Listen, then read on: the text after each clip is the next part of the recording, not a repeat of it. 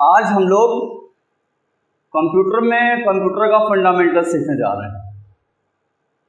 Fundamental में हम लोग बात करते हैं कंप्यूटर क्या होता है, कंप्यूटर शब्द कहाँ से आया है, कंप्यूटर की हिस्ट्री क्या है, जनरेशन क्या है, वो कब बनाया गया, उसमें कौन कौन से पार्ट्स होते हैं, उनका क्या काम होता है।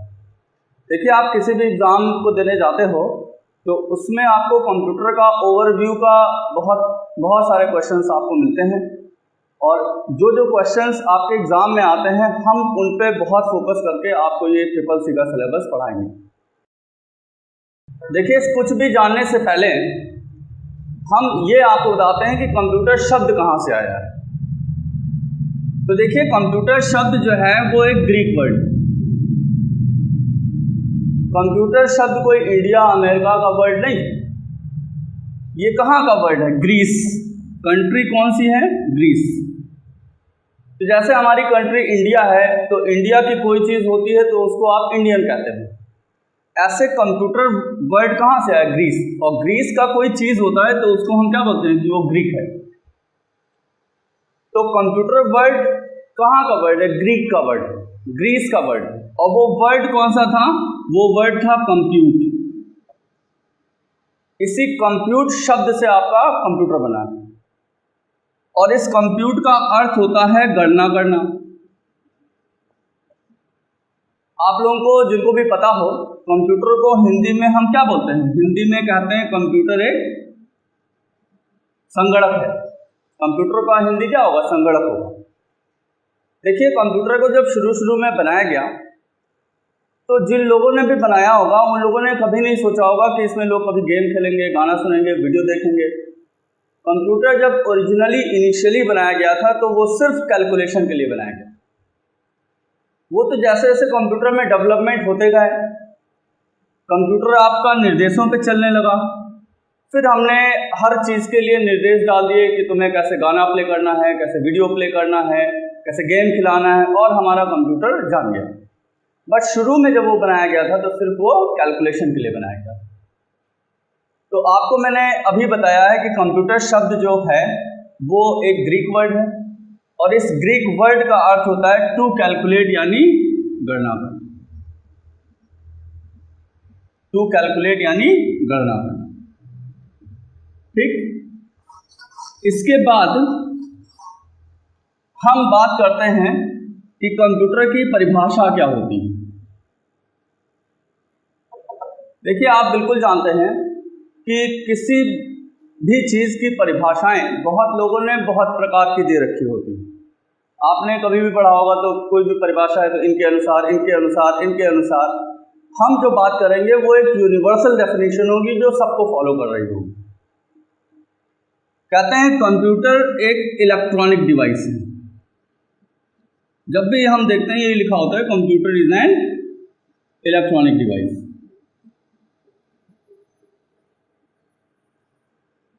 जिसका काम क्या है? विच प्रोसेस द डेटा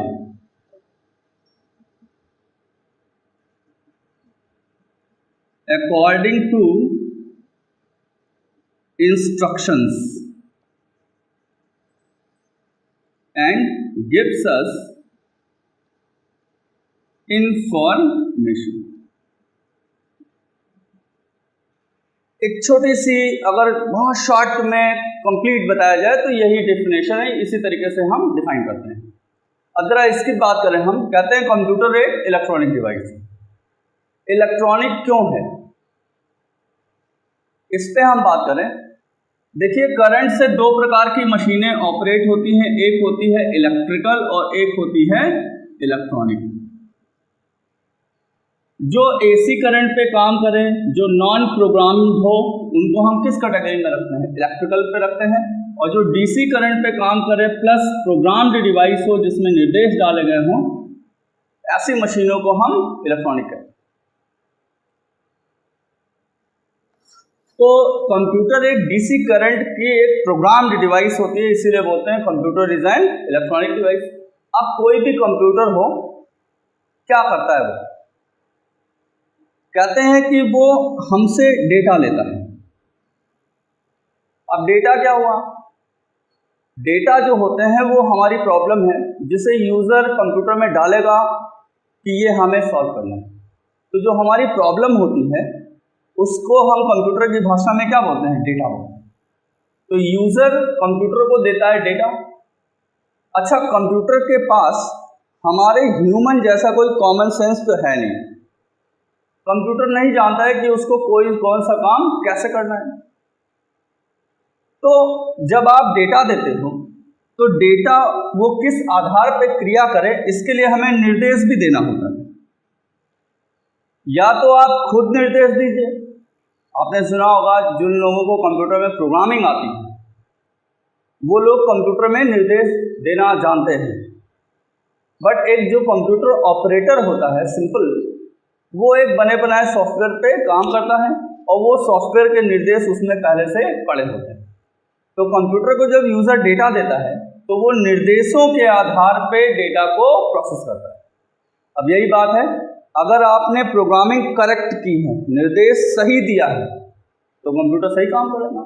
अगर आपका निर्देश गलत होगा तो कंप्यूटर गलत आंसर देगा। देखिए, कंप्यूटर एक मशीन है, उसको कुछ नहीं पता होता है, वो सिर्फ हमारे निर्देशों पे कार्य करता है। आपका करेक्ट इंस्ट्रक्शन होगा करेक्ट आंसर आएगा, रॉन्ग इंस्ट्रक्शन होगा तो रॉन्ग आंसर आएगा।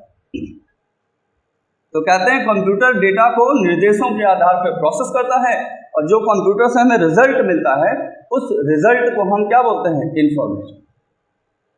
तो कोई भी कंप्यूटर हो, काम यही करेगा कि वो हमसे डेटा लेगा, डेटा को निर्देशों के आधार पे प्रोसेस करेगा और फिर हमें वो रिजल्ट प्रोवाइड करेगा।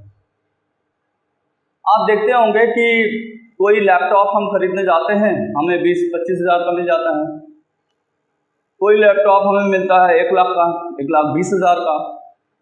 तो भाई अगर आप देखें तो मशीन कंप्यूटर वो भी है, मशीन कंप्यूटर वो भी है, जो सारी डिवाइसेस इसमें लगे हैं वही सारी डिवाइसेस उसमें भी लगी है। तो क्यों इतने कॉस्ट का फ़र्क है? देखिए, एक सस्ते और एक महंगे कंप्यूटर में आपको स्पीड का फ़र्क मिलेगा, ठीक। और वो स्पीड को हम जज नहीं करते हैं, क्योंकि कंप्यूटर की जो टाइमिंग होती है वो माइक्रो सेकेंड में होती है। कंप्यूटर के लिए 1 सेकेंड बहुत बड़ा टाइम है। 1 सेकेंड में तो कंप्यूटर 1 मिलियन टास्क कर सकता है, ठीक। तो आपको परिभाषाएं मैंने बताई, कंप्यूटर की परिभाषा क्या होती है, कैसे काम करता है। अब हम बात करें, अभी हम बात करने जा रहे हैं डेटा क्या होता है। देखिए, कंप्यूटर में डेटा को कहते हैं कि ये रॉ फैक्ट्स हैं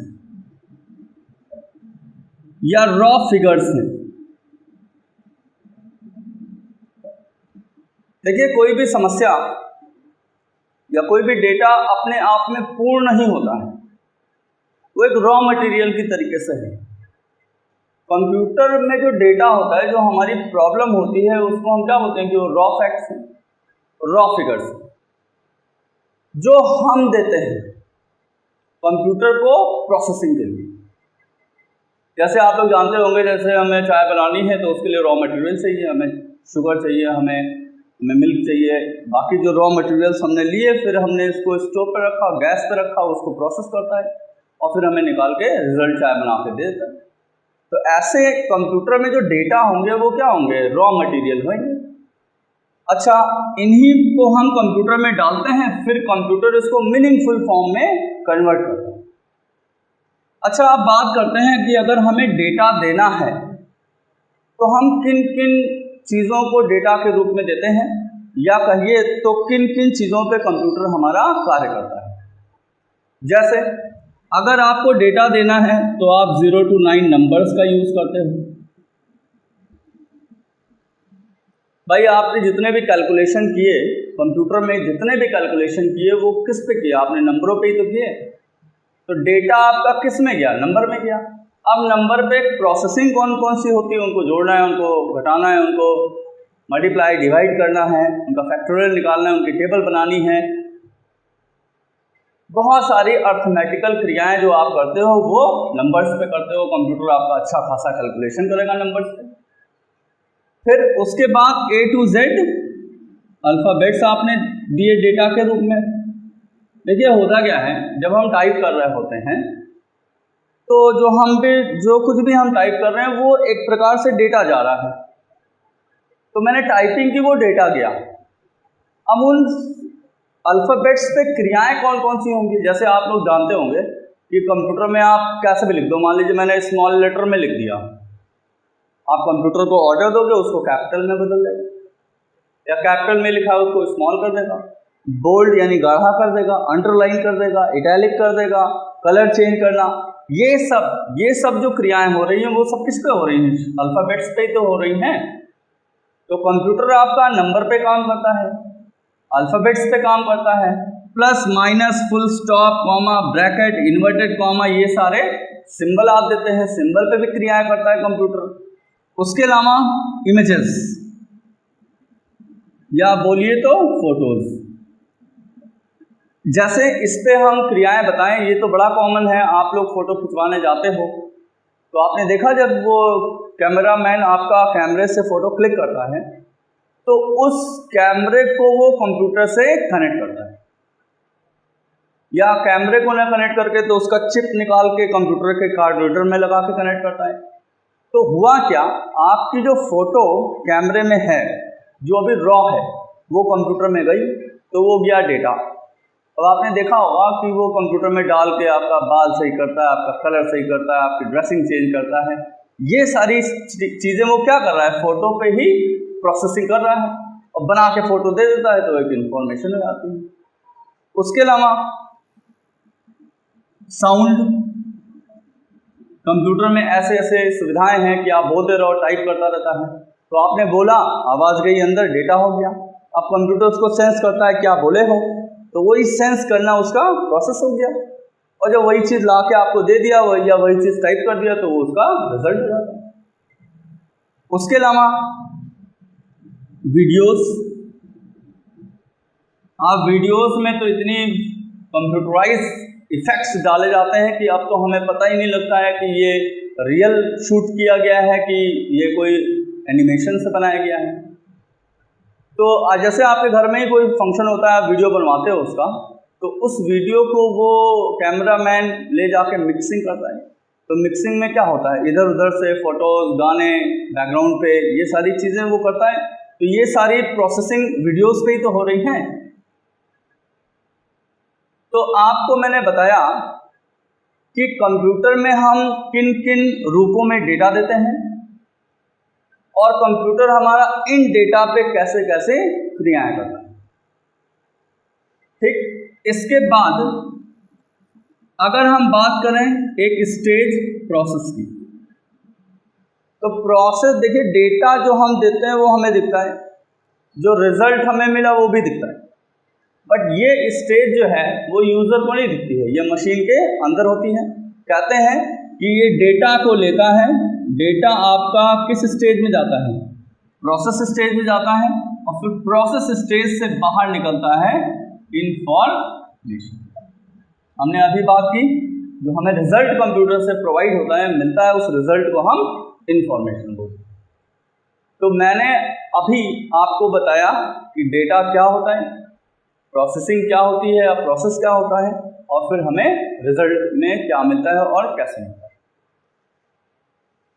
इसी वर्क को हम कंप्यूटर का वर्क साइकिल कहते हैं। ये आपके एग्जाम में बहुत पूछा जाता है, वर्क साइकिल ऑफ कंप्यूटर। तो आपके एग्जाम में 4 ऑप्शन वाले आते हैं, तो उसमें एक ऑप्शन होता है IPO, हमें यही क्लिक करना होता है। क्यों? क्योंकि I का मतलब इनपुट, फिर P का मतलब प्रोसेस, और फिर O का मतलब आउटपुट होता है। तो हमारे कंप्यूटर का जो कार्य चक्र है, जिसको हम वर्क साइकिल कहते हैं, वो IPO कहलाता है। IPO मतलब I का मतलब इनपुट, P का मतलब प्रोसेस और O का मतलब आउटपुट होता है। ठीक, फिर कहते हैं, इससे भी मैंने देखा है बहुत सारे क्वेश्चन आते हैं कैरेक्टरिस्टिक्स ऑफ कंप्यूटर पे। कैरेक्टरिस्टिक्स का मतलब, आज कंप्यूटर इतना यूजफुल, इतना पावरफुल, इतना पॉपुलर है तो क्यों? उसकी क्या खासियत है, क्या विशेषताएं हैं? उन पे हम बात करेंगे। देखिए, करेक्टरिस्टिक्स में सबसे पहली करेक्टरिस्टिक कौन सी है? स्पीड है। वो भी कहा है कि प्रोसेसिंग स्पीड। कहते हैं कंप्यूटर का प्रोसेस स्पीड बहुत तेज है। जो हमारे जनरल नॉर्मल कंप्यूटर आते हैं इनकी प्रोसेसिंग स्पीड हम MIPS कहते हैं। अगर इसको फुल फॉर्म किया जाए तो ये क्या हो जाता है? मिलियंस ऑफ इंस्ट्रक्शंस पर सेकेंड। कहते हैं 1 सेकेंड में मिलियंस काम करता है, इतनी फास्ट स्पीड है। अच्छा, कंप्यूटर बहुत तेज काम कर रहा है, इतना तेज काम कर रहा है, लेकिन इसमें दूसरा जो प्रॉपर्टी है वो एक्यूरेसी है, जो हम लोगों में ऐसा नहीं है जैसे ह्यूमन है। जैसे हम कोई क्वेश्चन अगर मैथ का है, मान लो 2 मिनट में सॉल्व करते हैं और हमसे कहा जाए उसको आधे मिनट में करो, तो जैसे हम अपनी स्पीड बढ़ाते हैं ना, हमारा रिजल्ट रॉन्ग हो जाता है। बट कंप्यूटर में ऐसा नहीं है।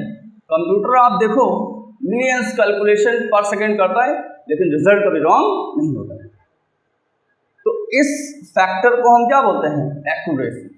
एक्यूरेट रिजल्ट देता है। भाई मशीन है, मशीनों में एक्यूरेसी होती है।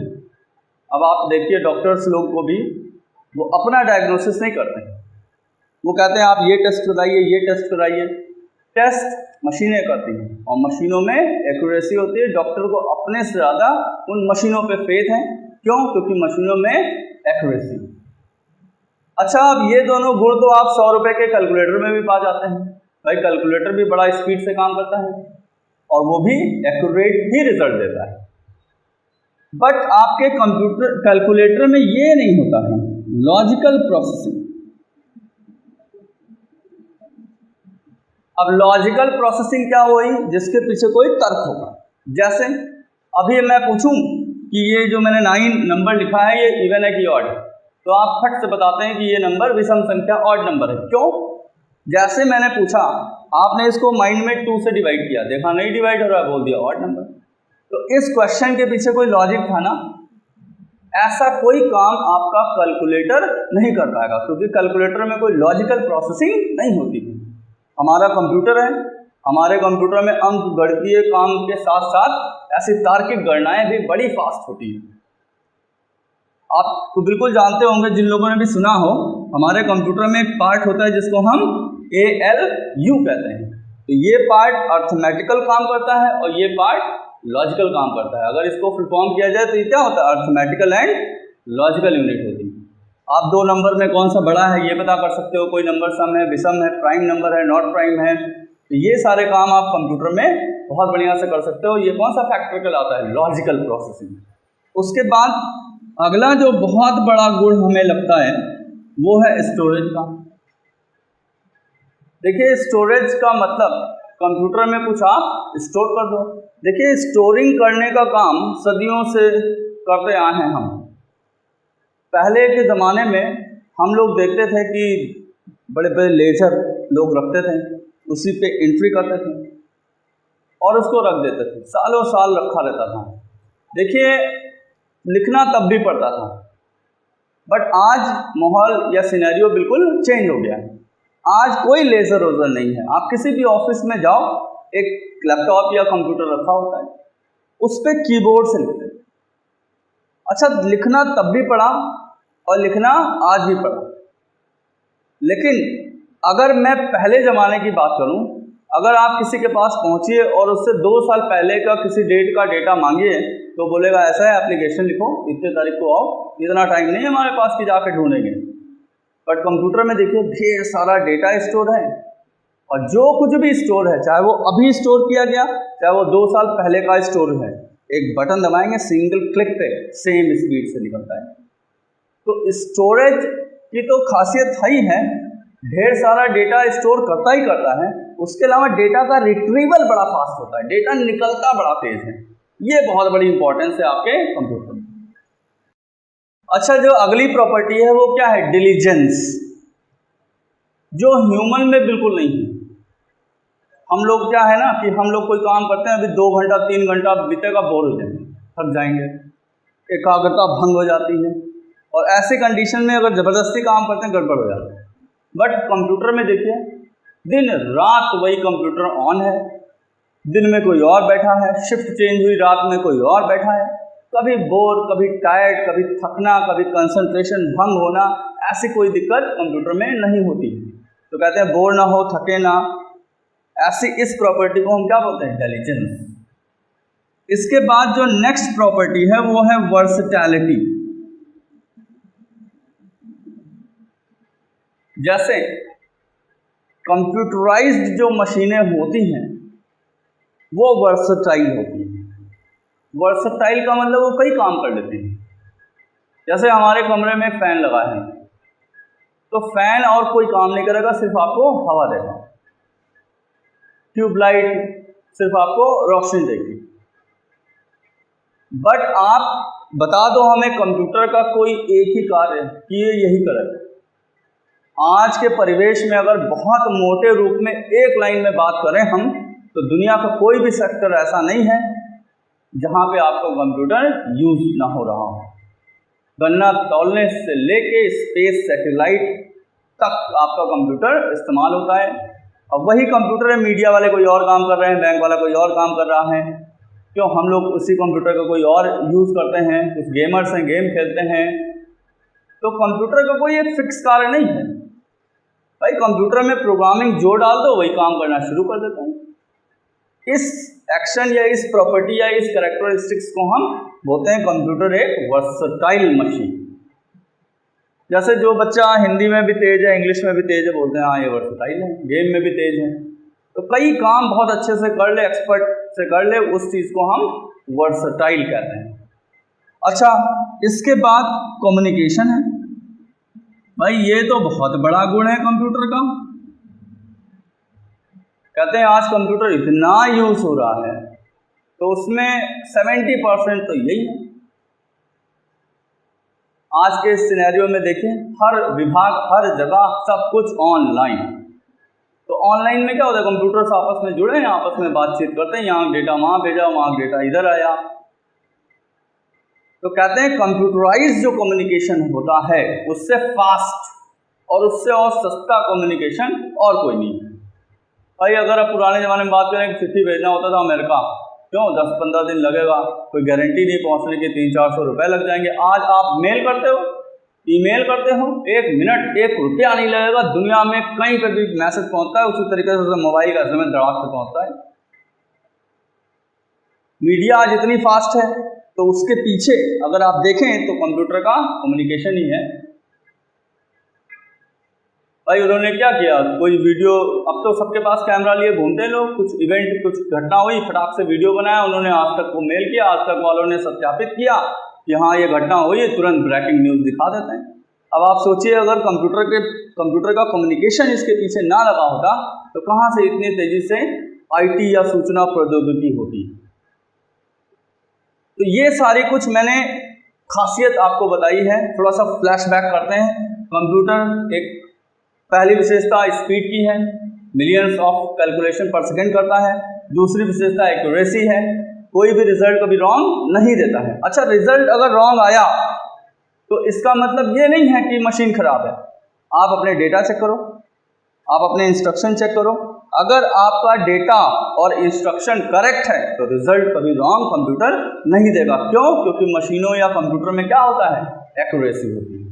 फिर मैंने बात की थी ना, कोई तार्किक गणना करनी हो तो कंप्यूटर आप यूज़ करिए। तो ये चीज़ क्या कराती है, लॉजिकल प्रोसेसिंग। कंप्यूटर में ढेर सारा डेटा स्टोर कर देते हैं लोग, वो निकलता भी बहुत तेज़ी से है। इस प्रॉपर्टी को हम स्टोरेज कहते हैं। कंप्यूटर बोर नहीं होगा, थकेगा नहीं, टायर्ड नहीं होगा, इस प्रॉपर्टी को हम इंटेलिजेंस कहते हैं। और जो कंप्यूटर आपका दुनिया भर का सारा काम कर ले रहा है, इस प्रॉपर्टी को हम वर्सेटैलिटी कहते हैं। और जो कंप्यूटर बेस्ड बातचीत होती है, नेट चलाते हैं आप, इन सब को हम कंप्यूटर का कम्युनिकेशन कहते हैं। फिर एक चीज़ हम और बता दें आपको, लिमिटेशन ऑफ कंप्यूटर।